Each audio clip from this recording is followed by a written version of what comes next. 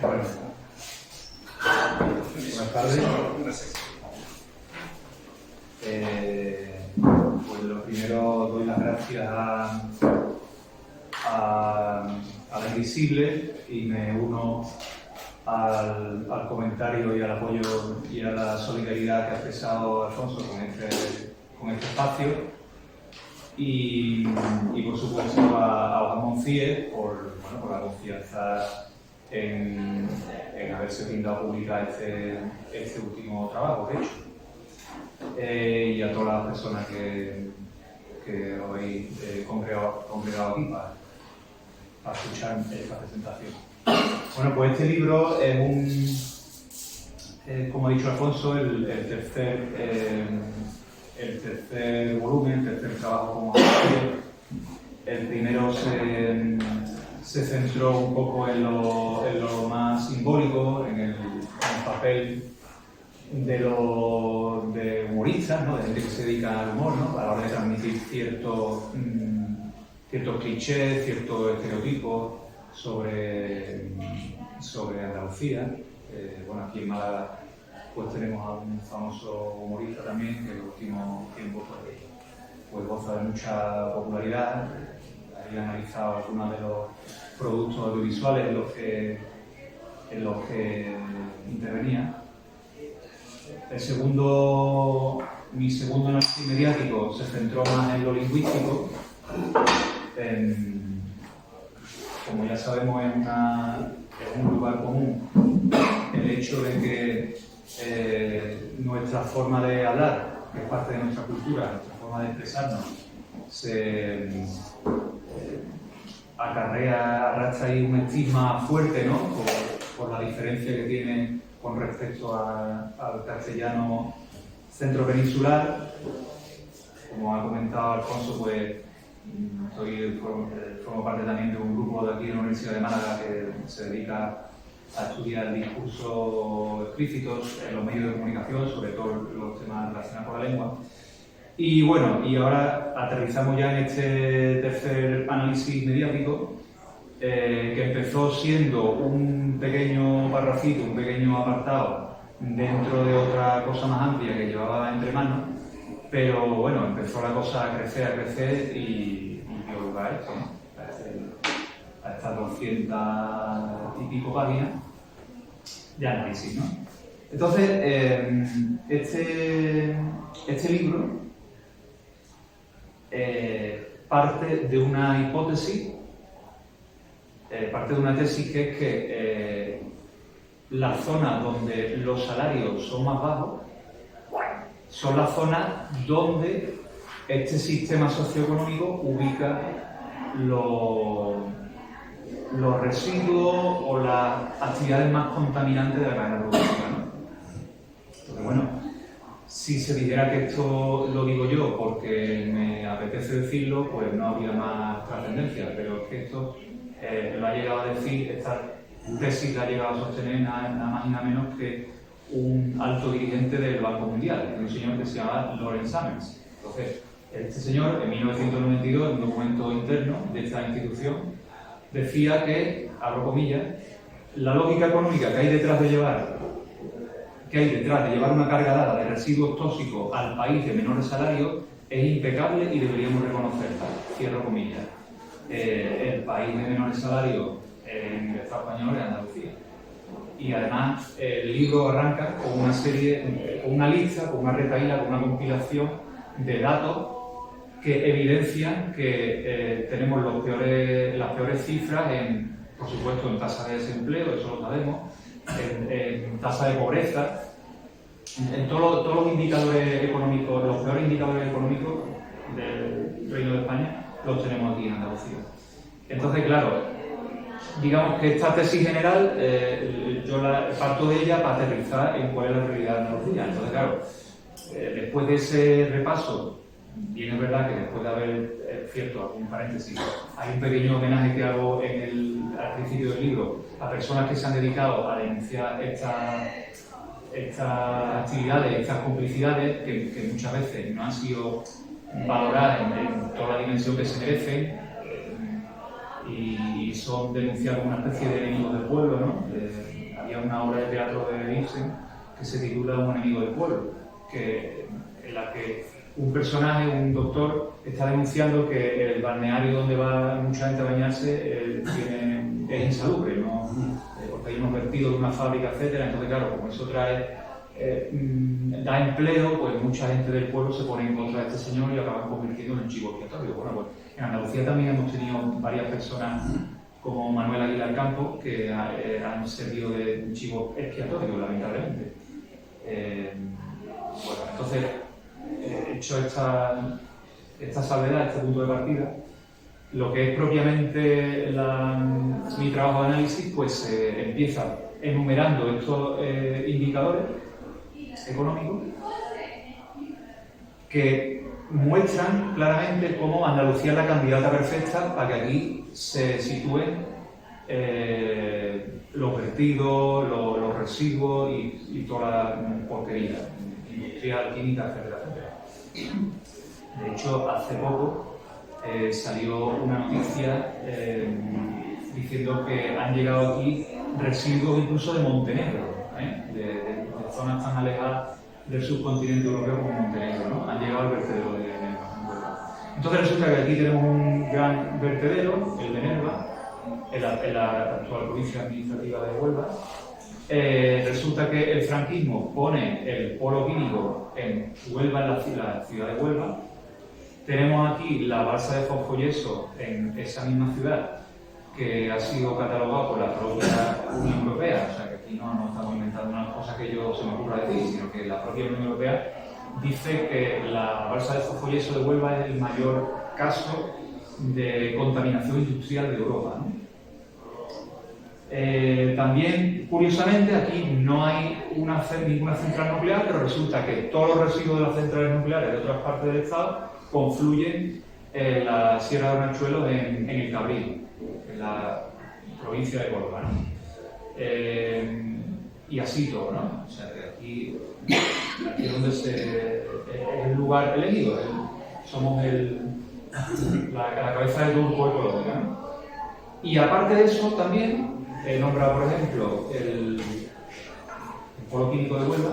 Aquí también se sitúan por ejemplo, las refinerías, ¿no? y las instalaciones del principio de la cadena productiva, de los primeros pasos de la cadena de producción, que sobre todo básicamente es la extracción de recursos y que son los que generan menor valor añadido a diferencia de otras zonas del Estado, pero además con unas contrapartidas y unos costes ecológicos muy fuertes, ¿no?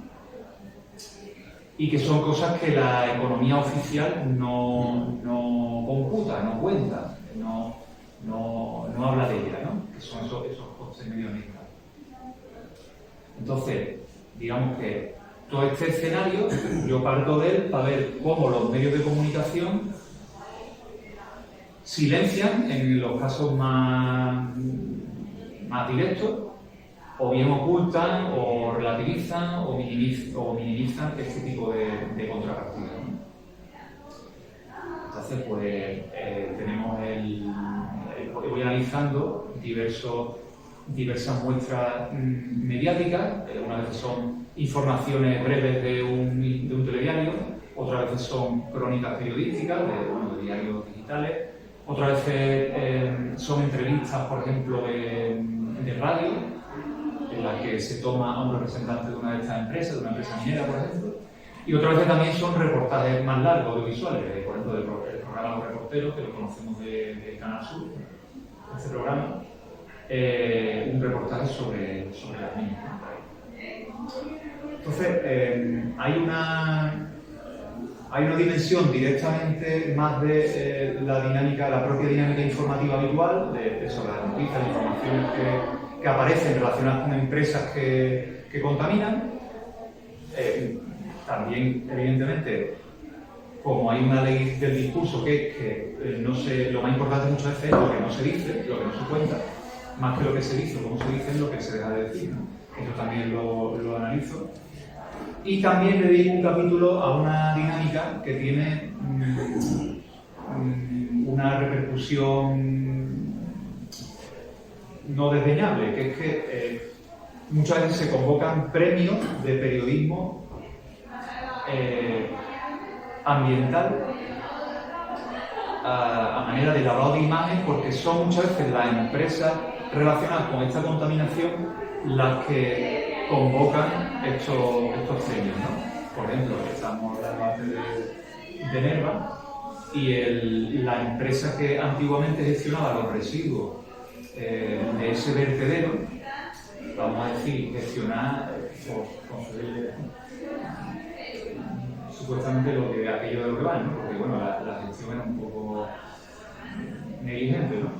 Pues la empresa que lo gestiona convoca unos premios de periodismo justamente 2 o 3 meses después de que se revele de que han llegado residuos ilegalmente o catalogados de manera furtiva y errónea del norte de Italia como de baja toxicidad, cambiándole unas etiquetas, ¿no? Entonces eso, una organización ecologista lo pone al descubierto, con pruebas, con fotos, etcétera, etcétera, trasciende un poco el tema a los medios, y a los 2 meses, a los 2 o 3 meses nomás, esta empresa convoca unos premios de periodismo ambiental que llevaban su nombre, en los cuales, además, según las bases de esos premios, lo que se va a reconocer son reportajes, pero relacionados con las buenas prácticas sostenibles, ambientales, etcétera, etcétera, pero nunca reportajes que denuncien o saquen a la luz los casos escabrosos, que es de lo que nos tendríamos que enterar, ¿no? Entonces, básicamente esa es la de lo que va este libro, ¿no? También hay un aspecto que creo que es bastante fundamental, que es el aspecto estructural. Me refiero a estructura como una red de relaciones, una telaraña de conexiones entre, por un lado, lógicamente, los medios de comunicación, luego esas corporaciones, esas grandes corporaciones, esas grandes empresas que están involucradas en toda esta dinámica de contaminación, y luego también el poder institucional o el poder político y el poder financiero, e incluso, en algunos casos, incluso no solo instituciones clásicas del Estado como partidos políticos, incluso la monarquía, etcétera, etcétera, sino como incluso los sindicatos. Todo esto tiene sus ramas sindicales, sus grandes derivados sindicales, ¿no? Porque vemos también que hay me dedico a analizar, porque es muy patente y salta mucho a la vista, que por ejemplo hay un alto cargo de uno de los 2 centrales sindicales mayoritarios, en este caso UGT, de la zona de Huelva, que vemos que en sus declaraciones a los medios de comunicación siempre parece que casi que es más papista que el Papa, y que se está poniendo de parte de la empresa, ¿no? de la industria, de la gran industria, ¿no? Entonces, bueno, en un primer momento sí es verdad que hay que decirlo, que gran parte de la izquierda política, por decirlo así, se ha posicionado históricamente con la industria contaminante, por aquello a lo mejor del mantra del pan de mis hijos, del empleo que crean, etcétera, etcétera. Pero sí es verdad que si empezamos a rascar un poco más, vemos que en estos casos, esas ramas de los sindicatos mayoritarios están financiadas o reciben subvenciones o reciben fondos de esas grandes empresas, ¿no? Entonces tenemos aquí un estudio de casos de medios de comunicación que están informando, o en algunos casos desinformando, sobre la realidad, las repercusiones sobre la salud humana y el entorno natural que tienen la actividad de determinadas empresas, la ubicación aquí de determinados tipos de vertederos, de residuos, etcétera, etcétera. También estamos viendo que hay unas conexiones muy fuertes, y todo eso es la que está filtrando, está haciendo que la información que nos llegue esté mediatizada en los medios, para la redundancia. Entonces, bueno, aquí como resultado, pues si alguien sigue habitualmente la televisión, las grandes radios comerciales, las televisiones más importantes, es muy complicado muy complicado tomar conciencia de lo que realmente estamos viendo aquí, porque además hay una realidad que es que las actuales provincias de Huelva, Sevilla y Cádiz, por ejemplo, se conoce como el Triángulo del Cáncer de España. Esto se sabe en buena parte de Europa. De hecho, personas que estudian carreras relacionadas con las ciencias ambientales en Europa lo saben, y la gente que lo estudia aquí, en Andalucía, se entera, por lo menos por los alumnos que están de Erasmus, que se lo dicen a la gente de aquí porque en Europa se sabe, es algo conocido, pero la gente que está estudiando aquí ese tipo de especialidad universitaria, pues en la propia carrera a lo mejor no se lo nombran, ¿no? Tengo casos de gente que me ha contado eso, ¿no? Y entonces, bueno, podemos ir ya un poco desgranando estas claves generales, ¿no? Como hemos dicho, un propio economista jefe del Banco Mundial dice que los residuos hay que ponerlos donde la gente gana menos y donde hay más pobreza, porque así, desde un punto de vista de la eficiencia económica, eso es lo menos perjudicial para el sistema económico, ¿no?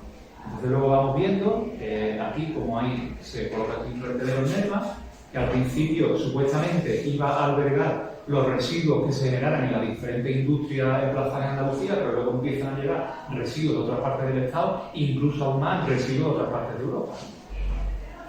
Resulta que aquí se pone el vertedero de Nerva, se pone también el complejo de almacenamiento de Cabril, que también fue creado por nuestra unidad de Bosía, literalmente, hace varias décadas ya. Y que poco a poco parece que las normas, se hacen unas normas, pero poco a poco se van ampliando o se va relajando el carácter estricto con el que al principio se van configurando esas normas. Entonces al final aquí va entrando el norma. Por ejemplo, en el terreno de lo concreto, ¿cómo podemos comprobar cómo nos cuentan todo esto, ¿no? Por ejemplo, en Sevilla, cerca de Sevilla, en Gerena hay una mina que se llama Cobre las Cruces, que un poco, por desgracia, va en la estela de repetir la triste historia de Arnal Collar, ¿no? Son casos todos muy parecidos. Entonces tenemos un día en la cadena SER, en el programa Por Hoy de Sevilla, el periodista, el conductor de ese programa, pues entrevista a las relaciones públicas de esa empresa, de Cobre las Cruces, que ya apareció en otras ocasiones en otros programas de la cadena SER, de esa emisora. Entonces, estamos viendo que esa entrevista se va desarrollando de una forma muy así, con un clima así de mucho colegueo, así, ¿no?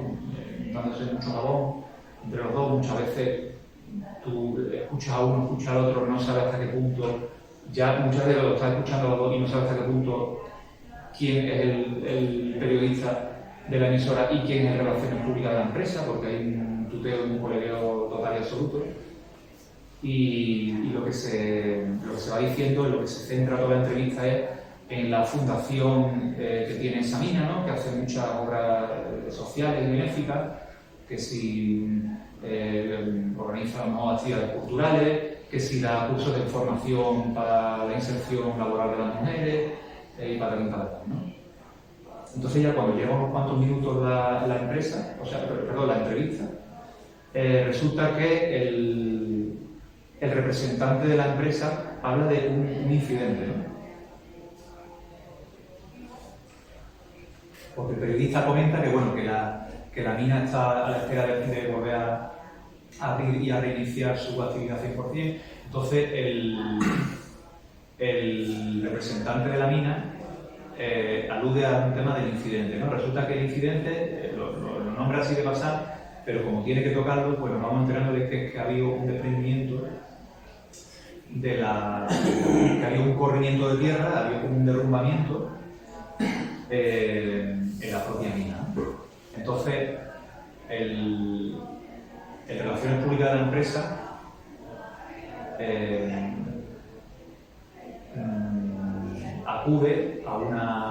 recurre a una metáfora que es dice que esto es como un queso de Gruyère, ¿no? Que tuve un agujero en un extremo del queso y resulta que todos los agujeros han coincidido y ves al final del queso, porque la otra parte del queso, a través de todo el agujero. O sea que se han alineado una serie de fatales coincidencias y casualidades por las cuales hicieron que se produjera ese derrumbamiento. Entre una serie de peregrinas explicaciones, pone como broche de oro que es que dio la casualidad de que hubo un terremoto en Portugal.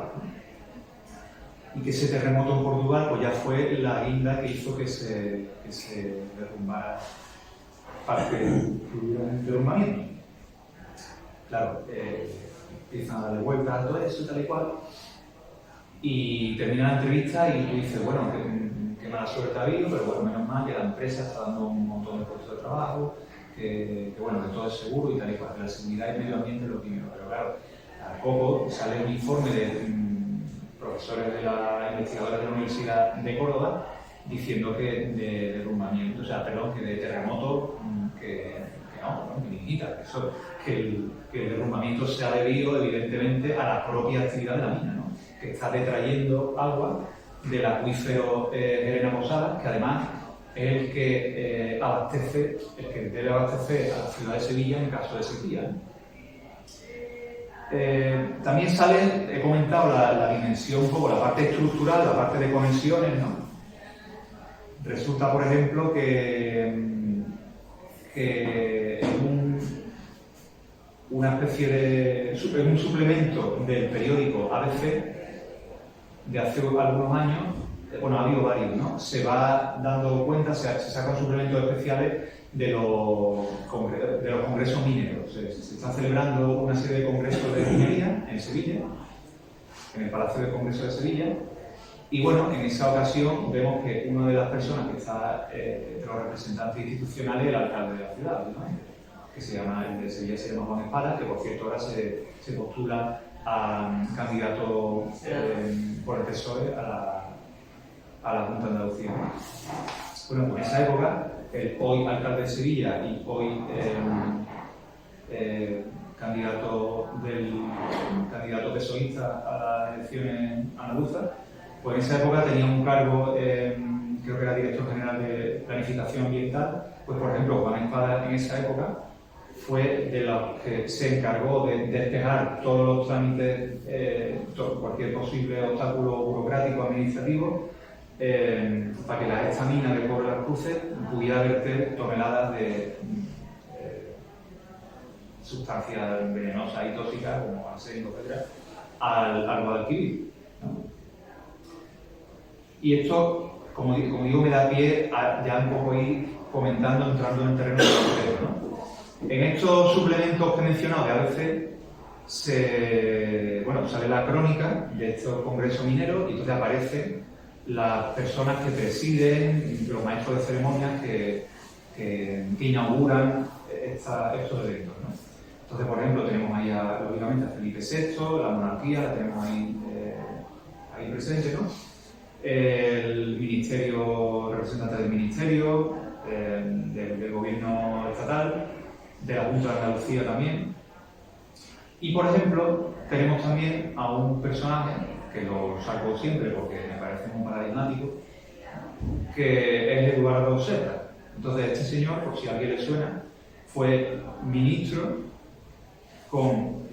del Estado, fue ministro con, bueno, ha tenido varios cargos, pero por ejemplo, ha estado ministerio con UCD, con el PSOE y con el PP. Entonces, una persona que ha estado de ministro con UCD, el antiguo partido de UCD, con el PSOE y con el PP, pues ya nos dice mucho de realmente la capacidad de influencia y de los puestos clave que pueden desempeñar estas personas, ¿no? Entonces resulta que en el Congreso Minero de Sevilla aparece este señor codeándose, bueno, con todos los representantes de grandes empresas, industrias, administraciones autonómicas y estatales, ayuntamientos, etc. Y resulta que este hombre viene en representación como presidente de una fundación que se llama Transforma España, ¿no? Entonces, claro, este libro los datos no los extrae de archivos secretos del Pentágono, ni de papeles escondidos en ningún puesto, en ningún lugar recóndito, sino que todo esto está en Internet. Entonces empezamos a ver que esto de la Fundación Transforma España y vemos que es una entidad de la que también menciona, por ejemplo, un autor que se llama Andrés Villena, que tiene un libro que se llama Las redes de poder en España. Él la menciona, pero bueno, también tenemos ahí en internet la web de esta organización. Entonces, esta fundación está integrada por las principales empresas y corporaciones, vamos, el IBEX 35, lo típico, ¿no? Las grandes empresas. Entonces, esta fundación nace al calor de la crisis de 2007-2008, la crisis económica global, en la que todas estas grandes corporaciones sacan un manifiesto y unos documentos e impulsan una serie de ideas mediante las cuales tratan de, bueno, lo típico, que dicen que hay que flexibilizar la economía española y tal y cual. Cuando escuchamos la palabra flexibilizar, pues no sé decir, no se nos lleva a la cartera un poco, porque flexibilizar básicamente quiere decir desregular el mercado laboral y bajar salarios, etcétera, etcétera. Además, este documento que sacan puentean al gobierno de esa época, que era un gobierno PSOE, y se lo entregan directamente al entonces actual emérito y predilecto de Abu Dhabi. Entonces le llevan una serie de allí, le presentan una serie de medidas que tienen que supuestamente España se tiene que adaptar al nuevo escenario global, etcétera, etcétera, que ya no imaginamos cuáles son. Bueno, pues en este congreso minero aparece este hombre, que es Eduardo Serra, que ha desempeñado ha ocupado cargos ministeriales con toda esta variedad de diferentes partidos, que tú dices, bueno, ¿y qué pasa? Se supone que son partidos con diferente ideología hasta cierto punto, pero esta persona siempre está ahí en el agua, ¿no? Y entonces esta fundación dice, bueno, ¿por qué está aquí esta fundación? Entonces resulta que tú vas y ves cómo están todas estas empresas que van a aparecer en diferentes momentos del libro, porque son empresas que están en el polo de Huelva, que están en la zona del campo de Gibraltar, que también es altamente contaminante, etc. Y también están los grandes medios de comunicación, porque claro, los medios de comunicación grandes también son grandes empresas. Entonces tenemos, por ejemplo, al Grupo Vocento, que es el editor del periódico ABC. Bueno, tiene otros medios también, ¿no? Tenía Telecinco. Esto, bien es verdad que la propiedad de los medios de comunicación muchas veces va cambiando y casi ni te da tiempo a seguirlo, porque resulta que este grupo ha comprado al otro, luego cambia la accionariado, etcétera, etcétera. Pero vemos también que los medios de comunicación también están los bancos. Y como ejemplo de estas conexiones, ¿no? Hay consejeros que han estado en los consejos de administración del Grupo Vocento, editor de ABC, también de Telecinco en su momento, etcétera, y que están, por ejemplo, en CEPSA, que está en el campo de Gibraltar y en Huelva también, ¿no? Entonces, claro, resulta que cuando Mercedes Milá va a sacar un reportaje sobre la contaminación en este triángulo del cáncer que estábamos comentando antes, hay una llamada de la empresa CEPSA y resulta que este reportaje pues no se emite. Está en la parrilla, está en la programación, está previsto que se emita y de la emite. También hay otro documental en sentido parecido, incluso de la televisión pública estatal, la 2, si no me equivoco, y también se pasa a otro día, a una hora intempestiva hasta a las 2 de la mañana, para que no haga mucho ruido, ¿no? Entonces, lo que podemos ver ahí es un entramado brutal. O sea, yo me he puesto a registrar todos los nombres de personas claves, claro, de empresas, de medios de comunicación, de instituciones, de gobiernos, de partidos, ¿no? De los grandes partidos, de los dos grandes sindicatos, y resulta que le aplicas los vas apuntando, los vas conectando con un programita de esto que te sirve para hacer árboles, ¿no? Diagramas de flechas y mapas conceptuales, y te sale una telaraña ahí que es increíble, ¿no? Una cosa tremenda, es una auténtica telaraña. Mediático, sindical, económico, corporativa, ¿no? Por ejemplo, un caso de puertas giratorias, ¿no? Hemos hablado de Eduardo Serra, hay muchísimos. Tenemos, por ejemplo, a Juan Miguel Villarmil, que es el presidente de Fertiberia, que es la empresa que históricamente ha estado implicada en la gigantesca balsa de fosfoyeso radiactivo de Huelva, que están ubicadas a la puerta o pegadas al núcleo urbano de esa ciudad, ¿no? Entonces, yo antes he nombrado a un sindicalista de UGT Huelva que siempre está posicionándose a favor de las empresas y repitiendo y difundiendo las versiones y los leitmotivs, los temas principales que sacan siempre las grandes empresas. Bueno, claro, resulta que, como he dicho antes, por ponerle un poco, por detallar un poquito más en detalle, que el señor Juan Miguel Villarmil, que aparte de empresario, desempeñó también puestos clave de la administración, incluso desde el franquismo, que bueno, este señor aparte tuvo protagonismo, alineado, tuvo cargos militares con el bando fascista durante la llamada guerra civil, ¿no? O sea, bueno, pues este señor resulta que lo llama a declarar al calor del caso de la trama Gürtel.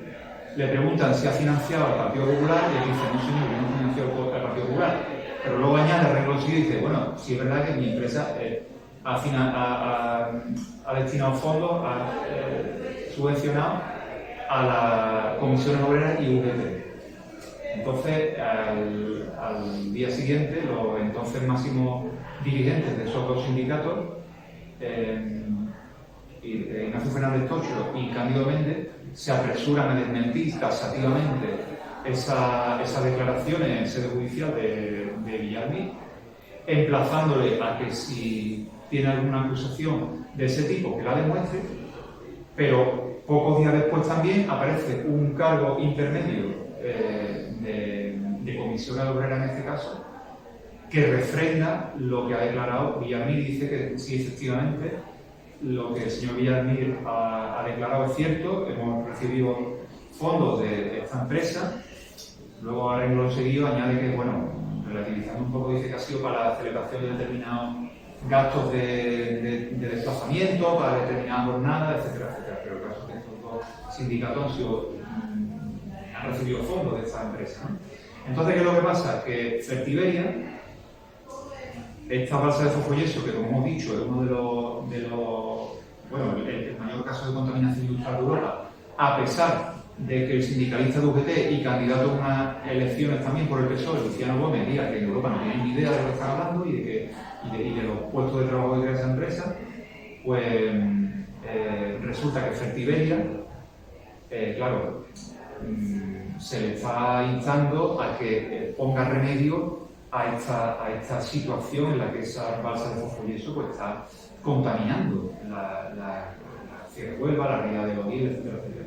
Pero digamos que la solución que ofrece es una solución un poco en falso, de un poco taparlo, echar un poquito de tierra, taparlo por aquí y aquí no pasa nada, ¿no? Sin embargo, muchas organizaciones ecologistas y demás dicen que esto es un disparate, que eso no se puede hacer de esa manera, que habría que hacer un sellado de esa balsa mucho más en condiciones y de una forma mucho más exhaustiva y más segura, ¿no? Pero claro, eso sería más caro, eso le costaría más dinero a la empresa.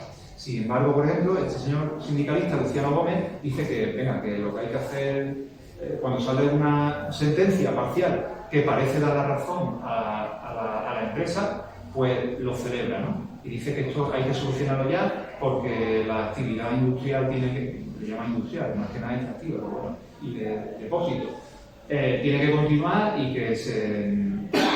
que show must go on, ¿no? Como diría Freddie Mercury, que el espectáculo debe continuar.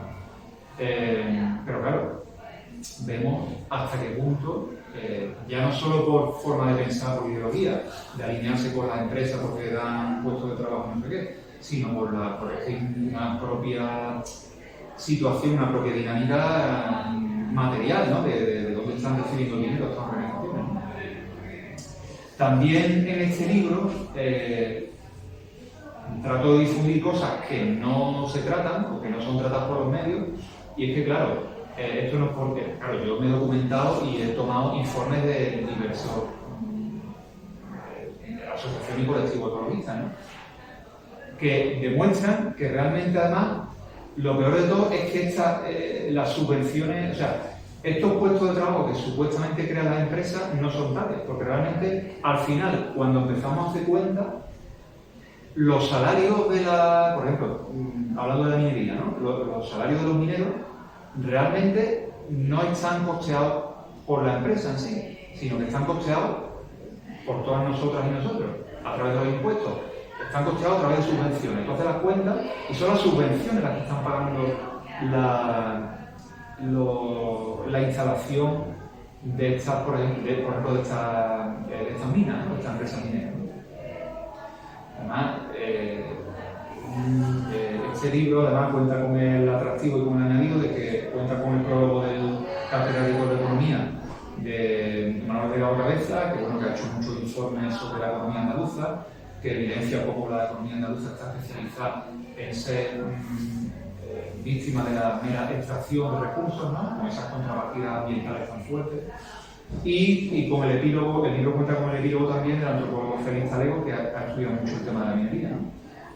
Y bueno, y muchas voces dicen que, hombre, que ya ha puesto, pues mira, si hay que mantener los puestos de trabajo, por lo menos ya que directamente que la administración le pague los sueldos, pero que no pase por medio de la actividad de las minas que están haciendo tanto estropicio y que a lo largo de estos lustros que vienen, pues lo que va a dejar un rastro de socavones y de destrozo y de destrucción en el entorno natural, ¿no? Y dice, por lo menos ya puestos más lógico, más daño sería que se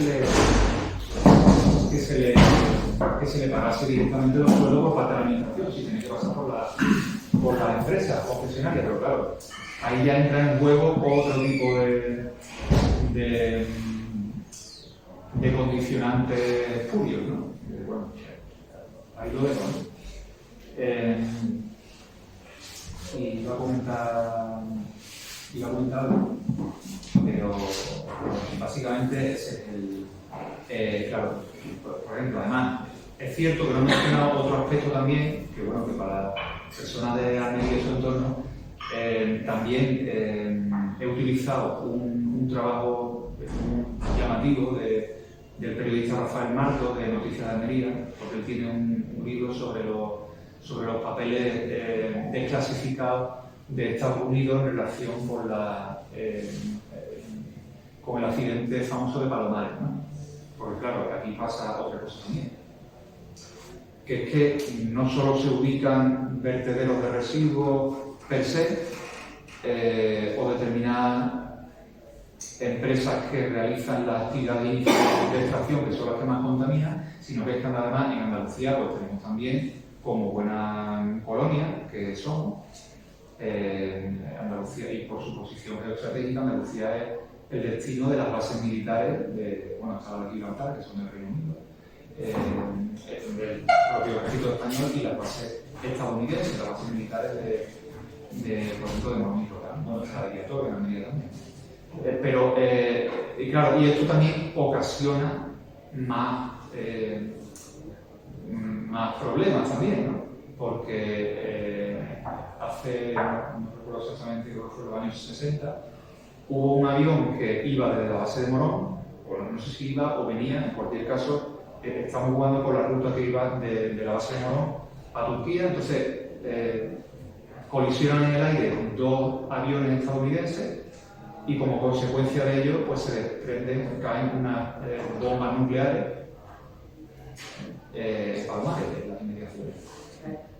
Tres bombas, ¿no? Una cae en el mar, creo, y las otras dos en tierra. Entonces, claro,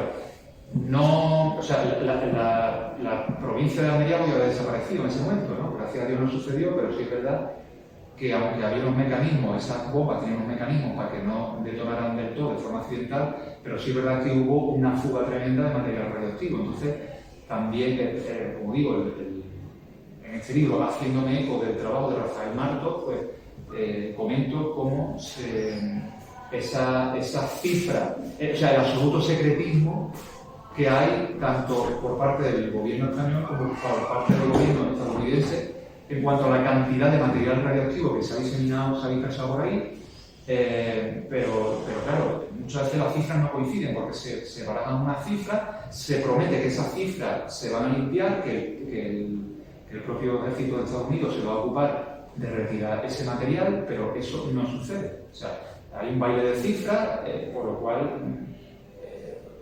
un día se dice que hay X material, pero un tiempo después se dice que esa cantidad es menor. Entonces, mágicamente resulta que esa cantidad ya no hay que quitarla porque se supone que ya no está. Evidentemente sí está, ¿no? Y ahí se ha demostrado que hay zonas aún que registran niveles de radioactividad importantes, ¿no? Incluso también...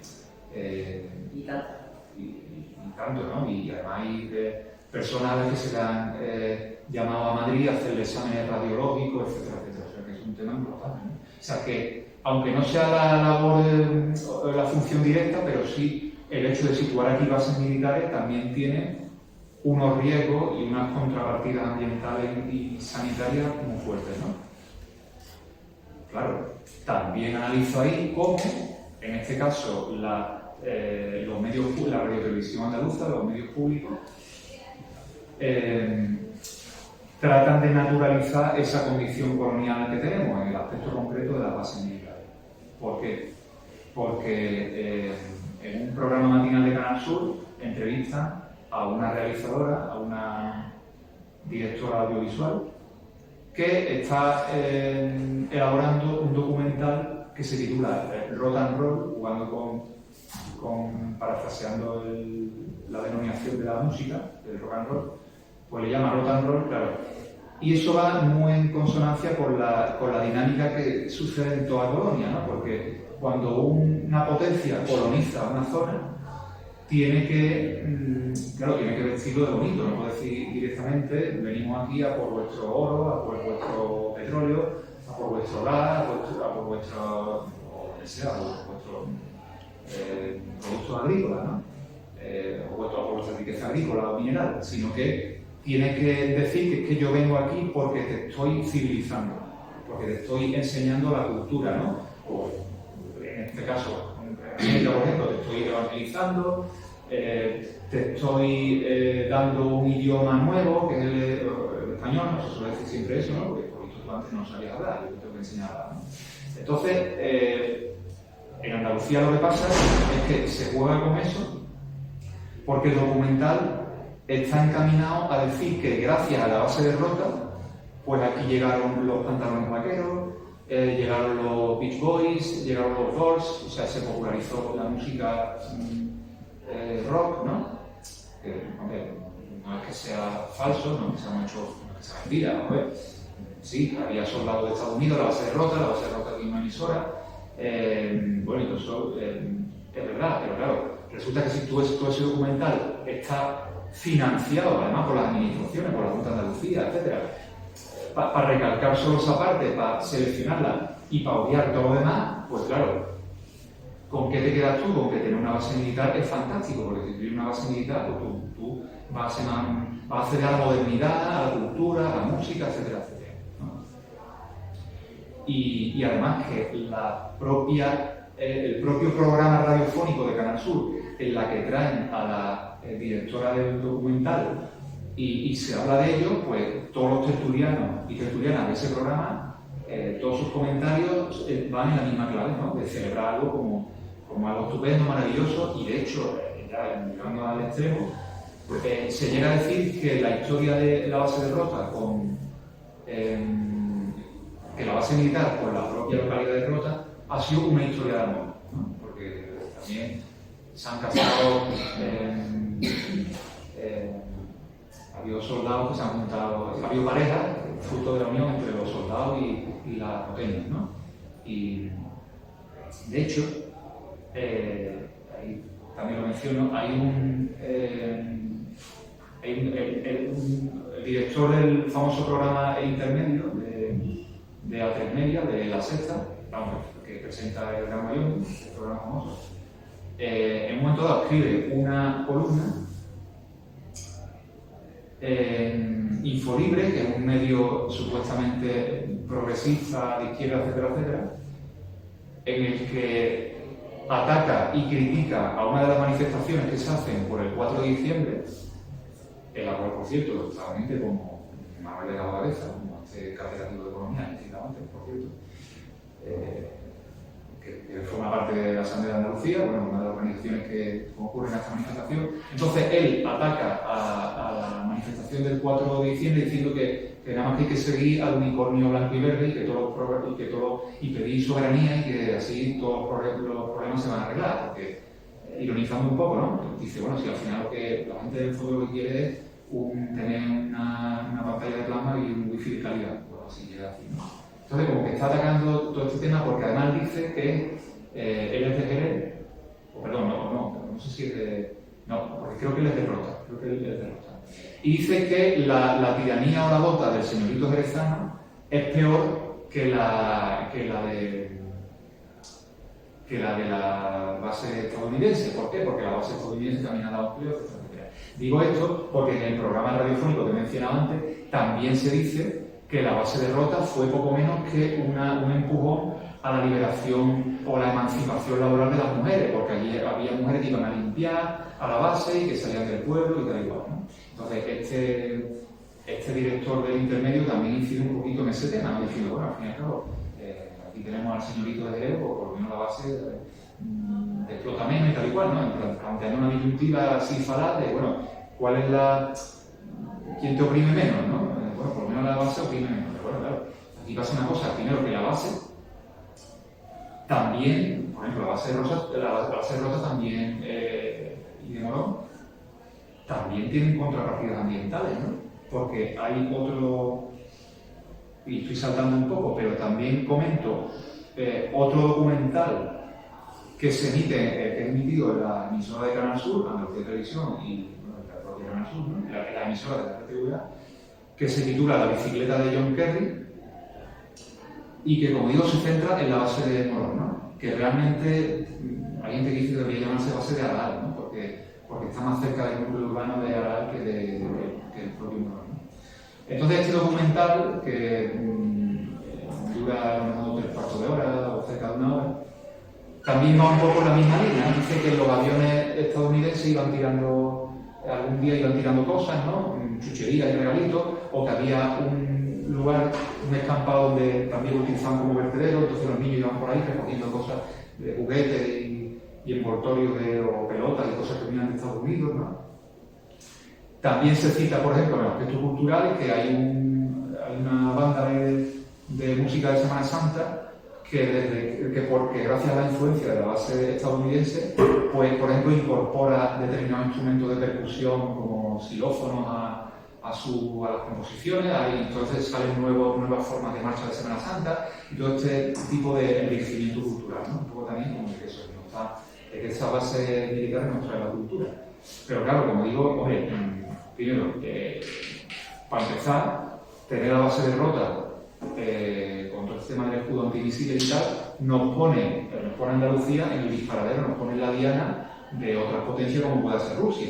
O sea, esto sin haberlo comido ni bebido, pero claro, Estados Unidos, no me voy a meter ahora, esto sería otra derivación, no me voy a meter en esto, pero claro, si estudiamos un poco de geopolítica, Estados Unidos es una isla que está totalmente separada de Europa, entonces a Estados Unidos no le importa mucho, y además está dentro de su geoestrategia, provocando el enfrentamiento con Rusia. O sea, Estados Unidos está rodeando, cercando a Rusia con un montón de bases en los antiguos países bálticos, Polonia, etcétera, etcétera.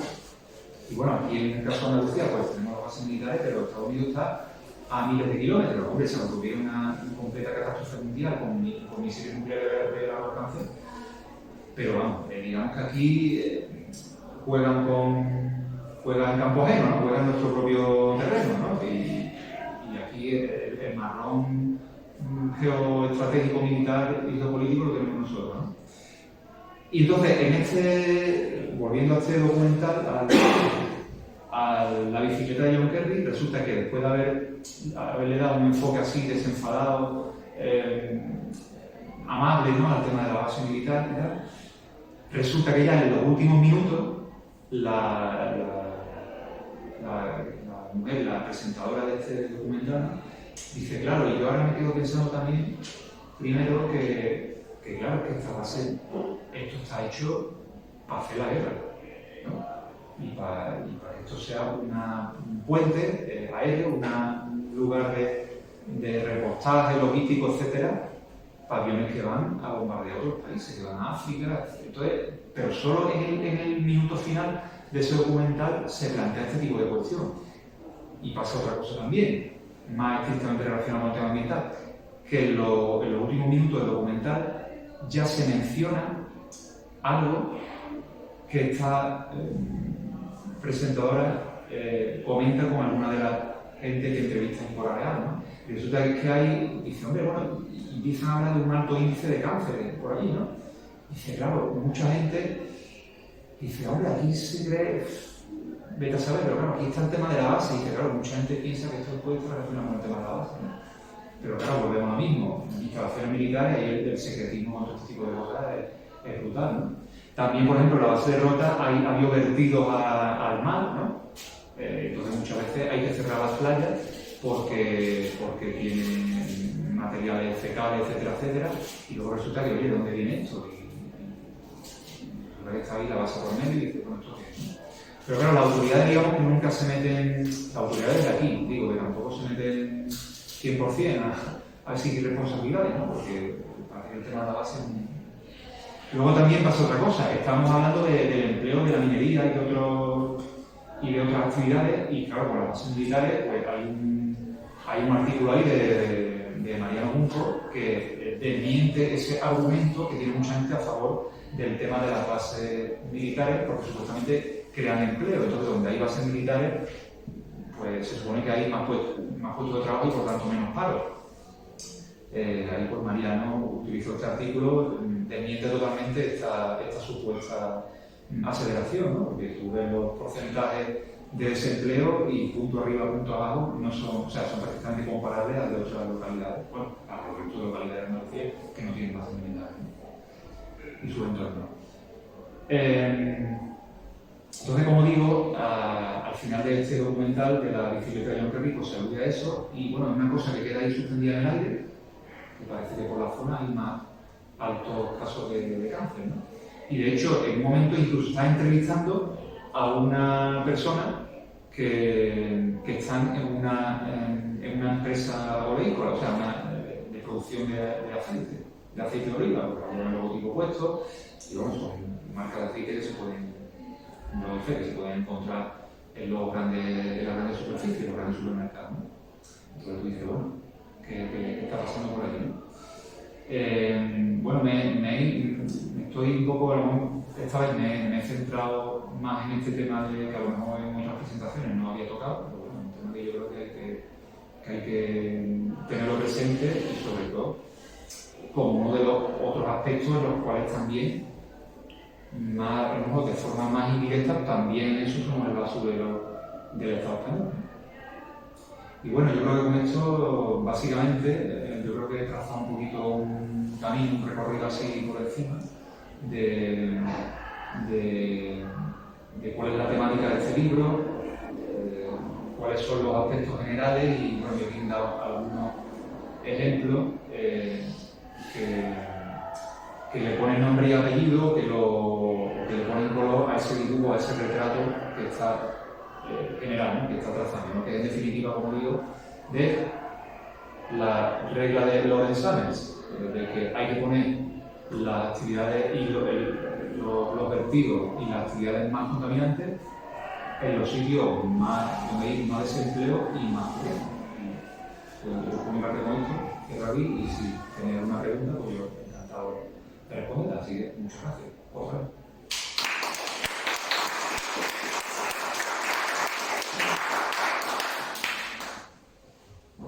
Por lo que estás diciendo, el panorama es bastante negro. Luego, estamos en una situación tanto económica como política como medioambiental bastante jodida. Claro, pero el problema es que esto parece ser que no va a tener fin y que vamos a seguir con la misma dinámica. De hecho, otra cosa que se cita en el libro es que en los últimos tiempos, bueno, la última parte de la Junta de Andalucía, cuando todavía estaba el PSOE, poco antes de la última autonómica, claro, Susana Díaz, bueno, Susana Díaz del PSOE, y no solo Susana Díaz del PSOE, sino